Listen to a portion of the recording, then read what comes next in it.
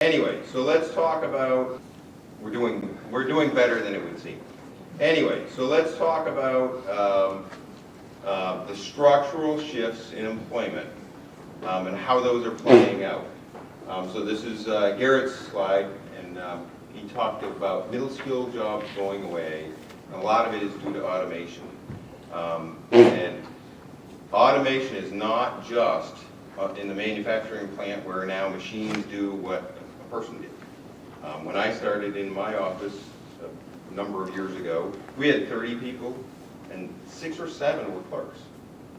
And I remember the days when I hand wrote something, when I was right out of college, I hand wrote something, and took it and they typed it. And if you had changes, they were angry at it, but think about how things have changed since then. And they would do scheduling and, ordering and all kinds of things. Now our office is down to 30 to, I think, 18. We have 1 clerk. And, no one would imagine handwriting something and giving it to someone to type it. Do it yourself. You schedule things. You use Outlook and schedule things yourself. You take care of all those things that were once, done by a clerk, and they're very routine. You don't think twice about it. It's just an ordinary part of work. The production lines changing is, everybody knows that example, but all areas of work are changing and becoming more productive. We're constantly finding new ways to do things. You watch a crew roofing a house. You used to hear hammers. They still use hammers, but not that much. What do you hear? You hear a compressor and a nail gun, pop, pop, pop, pop, pop, and they just whack it out. So the nature of work is in many ways changing in every field, becoming more productive so that we need fewer people to do the same amount of output. So that is a big reason why the middle pay jobs that were available to people without post-secondary ed are really declining. And as Garrett pointed out, where the middle pay job growth is in jobs that require some post-secondary ed or some certification. You think about many of the technician kind of jobs in healthcare, the MRI techs and CAT scan techs and phlebotomists and all kinds of jobs that didn't even exist 20, 30 years ago. So there's a big change in the availability of jobs, middle-class jobs, to people without post-secondary ed. So what does that look like in Maine? How's that playing out? We've had, over the years, a long-term change in the job structure. My father worked in the shoe industry. It was huge. In 1968, there was almost 30,000 jobs in shoe shops in Maine. Now there's 1,300. Textile mills. You think about Bedford and Lewiston, even here in Augusta, and many of the cities. The big hulking brick buildings were either textile mills or shoe shops. Those are almost all entirely gone. And that was a big part of the decline of manufacturing jobs over the years. But there's just been a big sea change in the types of jobs available over the years.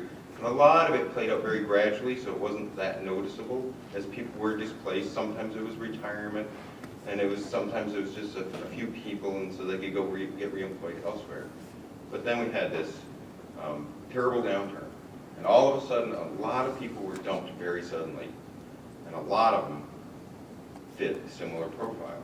The biggest job losses were in manufacturing and construction. So people, a lot of blue-collar men doing physical work.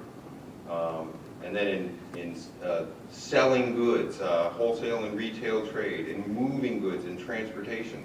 So a lot of physical work, labor-intensive work. That's where most of the job losses were. And just so since the end of 2007, where's the job growth been? It's been in human capital-intensive sectors. Professional services, healthcare, education, primarily, and then a few low-skill areas, especially hospitality. So what's happened? What's available to somebody who came off a production line or off a construction site or out of retail trade? At absent some kind of intervention with education or training, they can't step into that opening for a nurse. In fact, this is a room full of people mostly with bachelor's degrees. There's nursing openings. Most of us can't go fill that because we don't have the right degree, the right certification. But for somebody who hasn't been beyond high school and was doing physical work, to step into a job in a hospital, it's a very difficult leap for them. The availability of those, the door is not wide open. And so what's left often is these like hospitality jobs and other lower skill jobs. So they end up trading down. They trade down out of the middle class.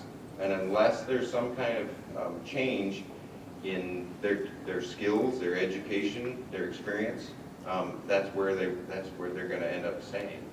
It's a difficult lot for a lot of families. So in terms of industries is the nature of a business. How's that playing out for individuals? This is occupations. Looking at the change in occupations. The occupation is the nature of what a person does. What is your job? You know, carpenter, financial analyst, secretary, nurse. So it's no surprise.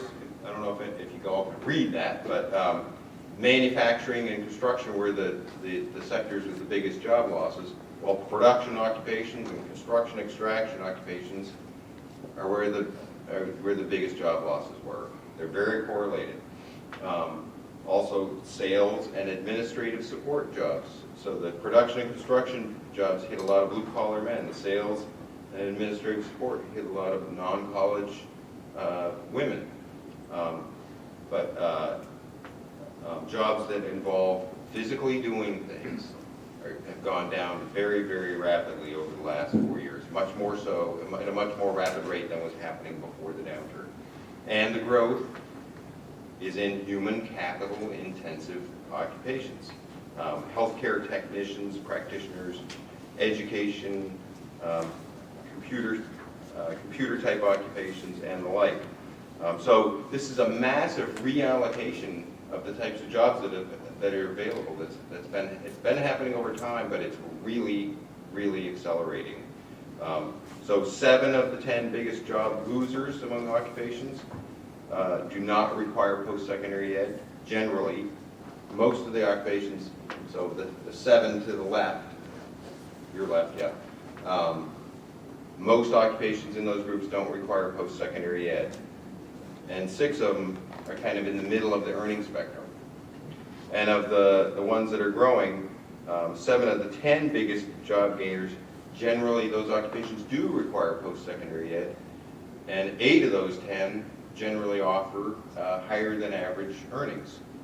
So people have been displaced, they want to get back to their level of earnings or a higher level of earnings, but the opportunities aren't really there for them.